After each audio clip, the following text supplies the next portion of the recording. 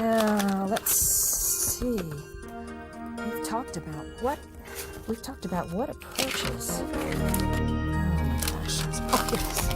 Here's my list of what we need to cover. Okay. Now, does anybody remember the procedures that we've covered? I think we've covered ILS, and I think we remember VOR. I guess that means we have NDB left. Let me see. Oh, and we probably ought to cover radar. Do any of you know if that's right?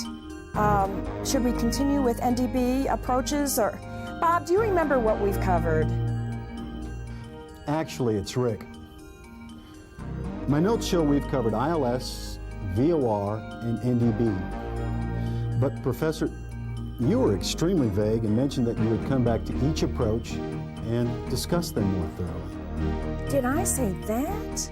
I could have sworn we covered that in depth, but, well, maybe that was another class, who knows. So, okay, I guess we will get started on radar if that's where you said we are. The role of the flight instructor continues to expand, and along with it comes an increased responsibility to students and the general flying public. To meet these responsibilities, professionalism has become a necessary prerequisite for the successful instructor. This CFI renewal program defines some of the qualities of the professional instructor and provides other information of practical value to the beginning as well as the experienced flight instructor.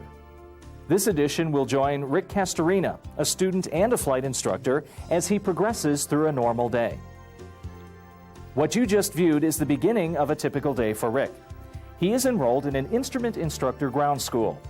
This ground school is designed to educate the student on the information necessary to become an instrument instructor, as well as to provide additional tools needed to become effective crew members and better instructors. As you have seen, Rick and his classmates are frustrated with the lack of professionalism and organization exhibited by their professor. Throughout this program, you will see many of the environments a flight instructor must face in a typical day and the importance of maintaining a professional attitude in each and every interaction. You will also see tips on improving teaching techniques and receive a review of regulatory requirements and authorizations needed to recommend an applicant for a practical test. Let's rejoin Rick and his classmates at the conclusion of their ground school. Let's see, now we finished covering approaches. So does anybody have any questions? Okay, good. If you haven't noticed, we're coming towards the end of the semester, and that means final examinations, and I think you all ought to be studying for those. Now, you should plan on studying everything we've covered in class, as well as everything from your reading assignments. My finals are comprehensive and essay. So for the next class, I'd like you to write a 5-page paper on your understanding of IFR approaches, okay? And I think I'll give a quiz. I'm not sure what it's going to cover, but why don't you just review all your notes for the last couple of weeks? Well, that should do it. See you next time.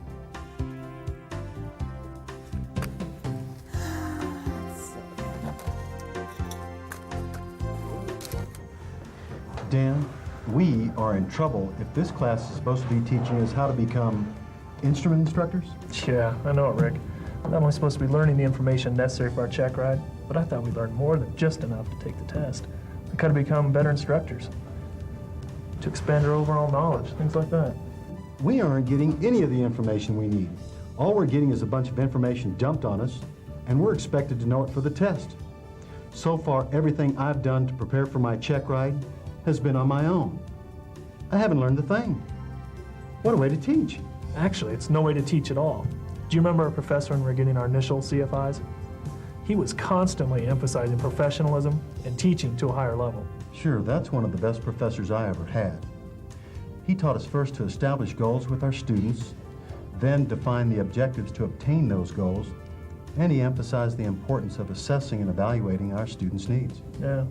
He also taught us how to perform a comprehensive evaluation instead of this memorize and take the test method. Remember how he explained the continuous process of measuring, judging, and deciding? And he encouraged us to determine why our students pass or fail so we could learn how to better present a subject.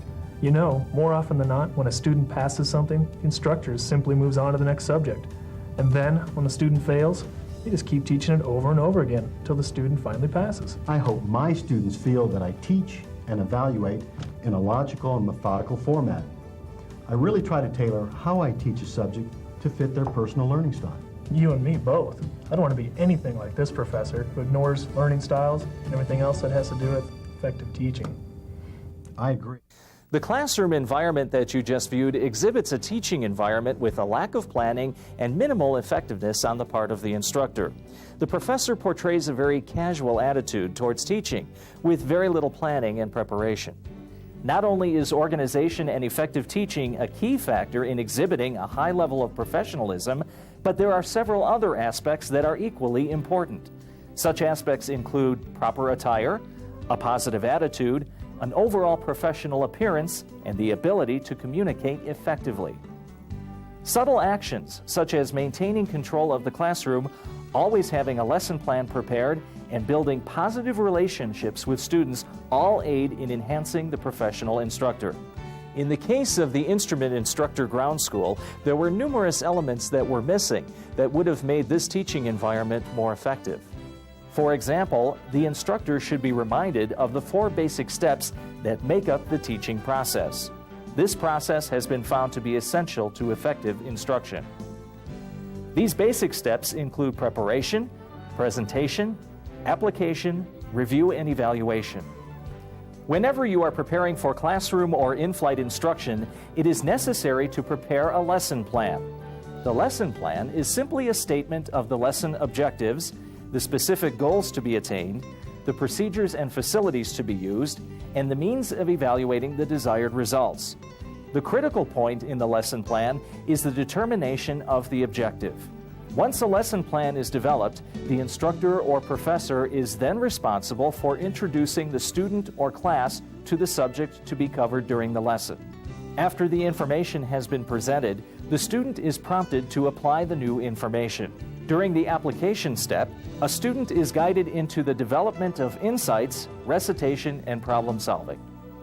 Depending on the specific subject matter, portions of the instructor's demonstration and explanatory activity can be alternated with portions of the student's trial and practice activity, although they are technically separate segments of the lesson. For example, during a lecture, a professor will explain a concept and then open the discussion up to questions from the students for further clarification regarding the concept presented. Before concluding an instruction period, it is important that the instructor summarize what has been covered during the lesson and ensure that the objectives set out have been obtained.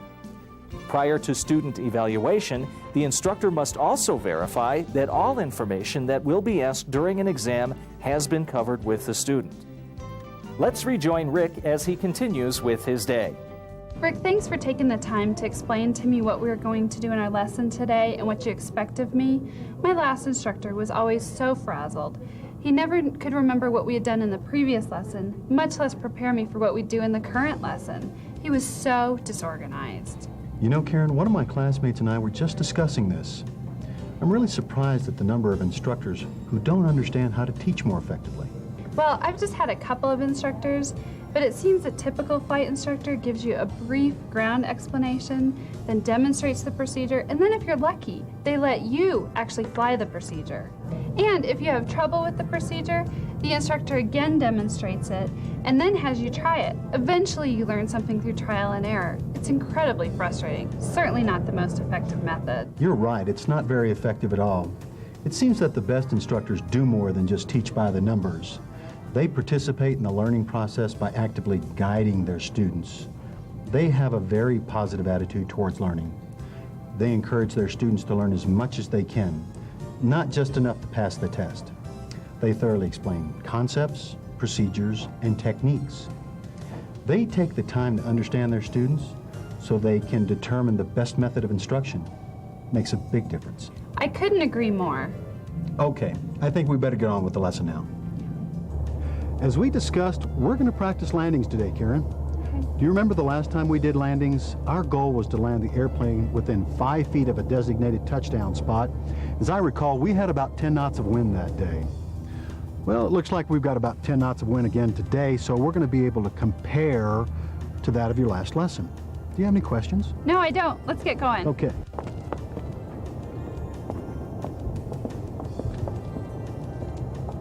It is important for the instructor to let students know what will occur as well as why it will occur.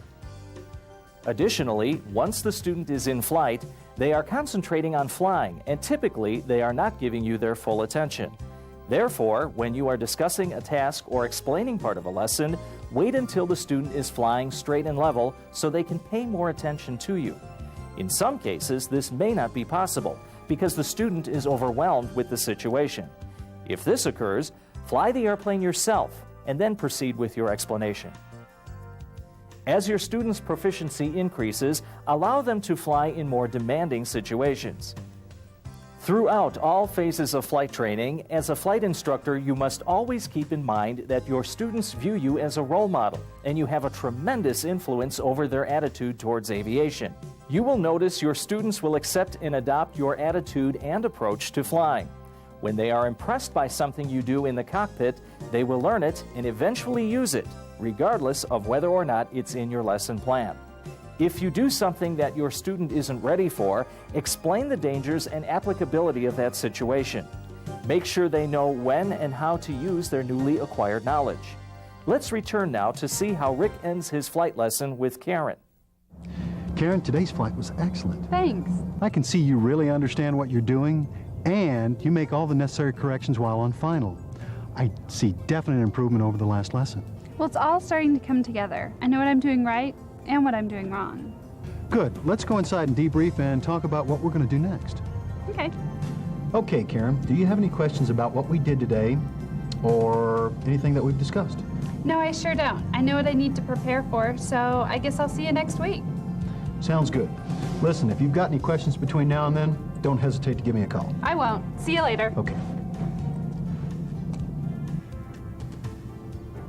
Hey, Rick, got a minute? Hi, Rhonda. Sure, sit down. What's Thanks. I have a student who's really struggling with landings. I've tried to demonstrate them, talk him through them, and even explain them over and over. I feel I've tried everything, and well, basically he's frustrated and so am I. Well, Rhonda, sometimes if a student can't grasp a particular maneuver or concept, it may help if another instructor flies with a student and practices the same maneuver. And if that doesn't work, you may want to question the student to see if there's anything inhibiting his ability to learn. What type of things are you talking about? An example can be poor eyesight or a lack of reading comprehension skills, or your student may even be having trouble with depth perception. I never thought about vision problems. If none of those things work, let me know, and if you'd like, I'll fly with him. Keep me posted. Alex, if you want your students to use more of what they learned, then you're going to have to begin teaching at a higher learning level. What do you mean by teaching at a higher level? Avoid asking questions that require only memorized answers. Instead, ask questions that require students to explain what they're doing. Do you mean to say that when I'm teaching a student how to recover from an unusual attitude, instead of just asking them how they should recover, I could ask them to explain what each instrument is telling them and what response they would take based on the information from all the instruments? That would be a good approach. That way students are describing in their own words what they must do. This gives more meaning to the concept, knowledge, and skills associated with the maneuver and establishes relevance. I guess students need to be taught to think, analyze, evaluate, and explore, and not just study and memorize to pass the test. By teaching them at a higher level of learning and encouraging them to think more critically, they will become safer pilots because they understand the concepts behind the answers. That makes a lot of sense. I think I'm going to begin using these ideas in my lesson plans. Alex, I can guarantee you that you'll have more informed students and you'll have a better understanding of what you're teaching as well. You know, we ought to get on with the lesson so we can complete our objectives for the day. Just as Rick was explaining to Alex, teaching on a higher plane leads to understanding and gives more meaning to learned activities. If you want your students to be able to apply more of what they learn, teaching at a higher learning level is a necessity. These thought processes require a complete understanding of basic concepts and knowledge, and working at these upper levels provides motivation that helps students learn the basics. It can also give meaning to basic facts and skills. Students learn meaningful items more thoroughly and remember them for longer periods of time. Higher level learning will teach students to analyze what they are doing and to correctly use what they have learned. You will find teaching at these levels takes more time and is more challenging than teaching at lower levels because techniques must be learned, practiced, and refined. In flight instruction, there is only one level to aim for, and that's the top. You must use the lower levels as stepping stones, but if you instruct only at the lower levels, your students will never reach the top.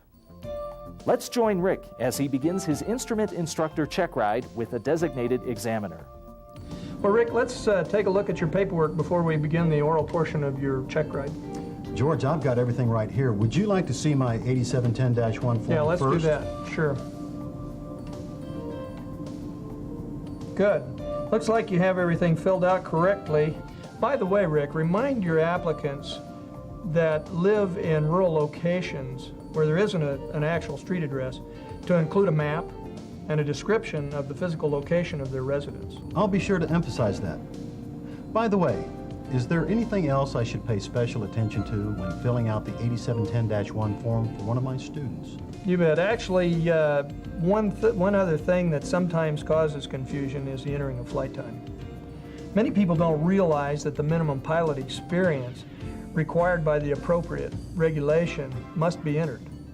However, it's always recommended that you enter all pilot time. Now, let's see here. Your 8710 is filled out properly, except you still need to sign it. Next, I'd like to see your logbook to verify that you have the endorsements required by Advisory Circular 6165 for this check ride. George, there are 3 endorsements, one for aeronautical knowledge, one for flight proficiency, and the endorsement to certify completion of the prerequisites necessary for the practical test. All of your endorsements are correct. The only other documents that I need to see are your driver's license, pilot certificate, and a medical. I have everything right here. Good.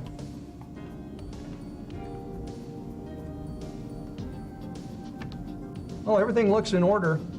You know, Rick, you meet all the requirements to have a gold seal on your CFI certificate. Really? I didn't know that.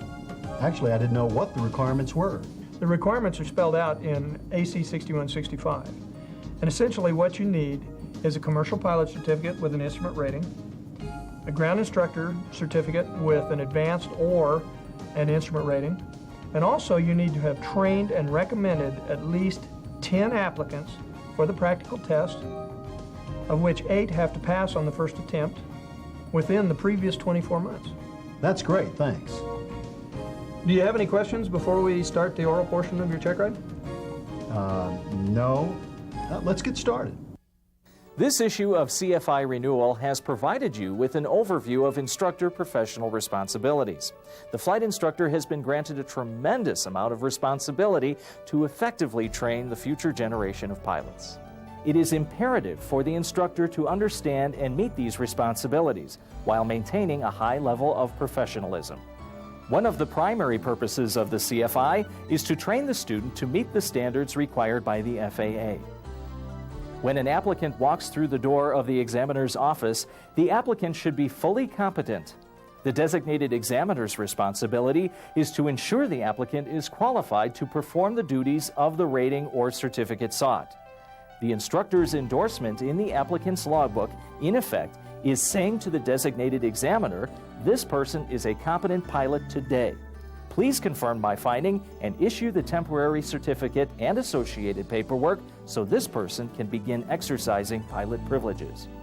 When a CFI writes an endorsement for an applicant, the regulations say that the CFI shall certify that he or she has found the applicant prepared to perform each of those operations competently as a recreational, private, or commercial pilot. Notice these endorsements do not even speak to the practical test, but rather to the applicant's ability to perform at the level of the certificate sought. It is with this responsibility the CFI must provide a professional and effective learning environment for every student. Remember, when teaching your students, communication is the key to training. If you and the student completely understand each other, the training program will be much more effective. Obviously, the techniques and suggestions that have been provided in this issue for improving flight instructing capabilities are not all-inclusive. Learning to adjust and mold instructor actions to fit the situation and the student is the type of flexibility that makes great instructors.